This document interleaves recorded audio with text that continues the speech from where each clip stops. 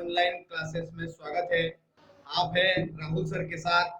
हम मैथ्स का हमारा टॉपिक चल रहा था संख्या पद्धति। उस संख्या पद्धति पे हम लाए हैं आज नया कॉन्सेप्ट, और वो कॉन्सेप्ट है हमारा शेषफल पर आधारित प्रश्न। दोस्तों, शेषफल पर आधारित प्रश्न में छोटे छोटे आसान से तरीके लगाने हैं और हमें जल्दी से फटाक से चुटकियों में प्रश्न कर जाना है। देखिए, अब आप प्रश्न देखेंगे, यदि किसी संख्या को 114 से भाग देने पर 21 शेष बचता है, उसी संख्या को 19 से भाग देने पर कितना शेषफल बचेगा। तो इस प्रश्न में हमें कुछ भी नहीं करना है, हमें देखना है, क्योंकि हमारा कॉन्सेप्ट है शेषफल पर आधारित प्रश्न।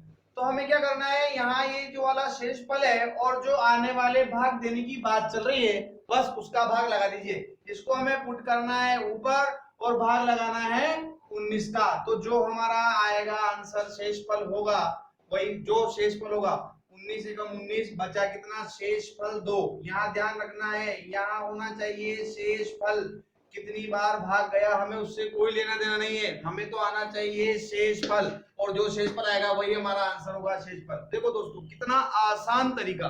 नेक्स्ट क्वेश्चन की ओर चलते हैं। किसी संख्या को 25 से भाग दिया जाए, 7 शेष आता है, उसी संख्या को 5 से भाग देने पर शेषफल क्या आएगा।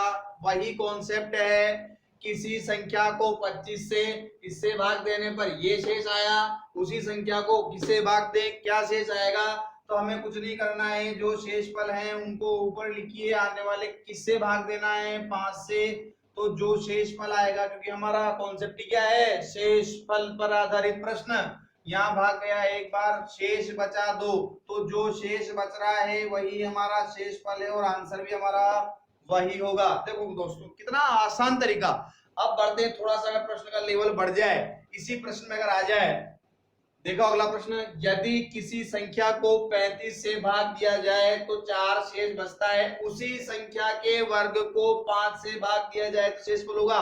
अभी तक तो आ रहा था उसी संख्या में भाग देने पर, अभी आ गया उस संख्या के वर्ग को। दोस्तों देखो, कॉन्सेप्ट थोड़ा सा अलग आया, हमें डरना नहीं है प्रश्न से। मैंने कहा नेक्स्ट पिछली वीडियो जो निकल चुकी है उसमें भी मैंने यही कहा है कि हमें सीखने हैं तरीके और दिखाना है जादू। तो देखिए जादू, अब यहाँ पर हमें कुछ भी नहीं करना है, जो हमारा बात चल रही है शेषफल पर आधारित प्रश्न है, तो शेषफल लिया, आपने वर्ग की बात कही, तो हम भी नहीं डरेंगे, हम भी कर देंगे वर्ग, और जो आने वाली संख्या का हम भाग दे रहे हैं हमें भी करना है वैसे ही। तो यहाँ बन गया 16 और यहाँ बन गया 5। मैंने कहा था दोस्तों, भाग कितनी बार जाए हमें उससे मतलब नहीं है, भाग में शेषफल कितना आ रहा है वो उससे हमें मतलब है।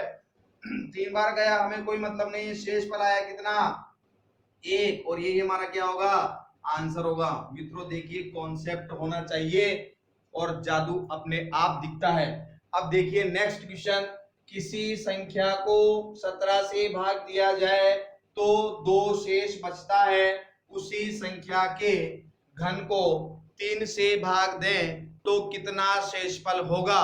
देखो दोस्तों, आया वर्ग, अब आ गया घन, तो हम भी तैयार हैं, अगर घन आया है तो हम भी मार देते हैं घन वाला हथौड़ा।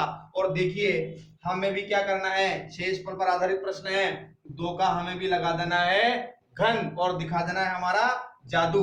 भाग दिया है 3 से, अब यहाँ कितना आया, 8, कितनी बार गया उससे मतलब नहीं है, शेषफल कितना होगा हमें उससे मतलब है।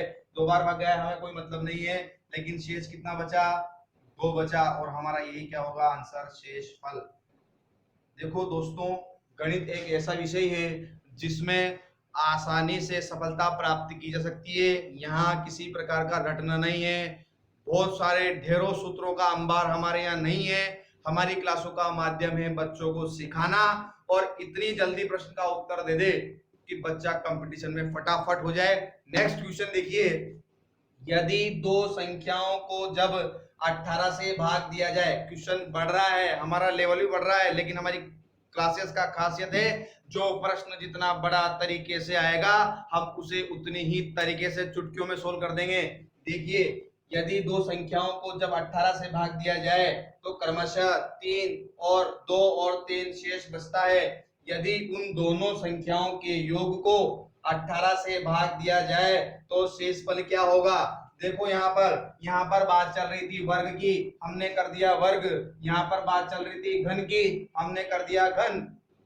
और अगर बात कर दी यहाँ पर किसकी, योग की, तो हम भी दोस्तों कर देंगे शेषफलों का योग। 2 और 3 जोड़ा, हमारा आंसर आ गया 5। यह है जादू।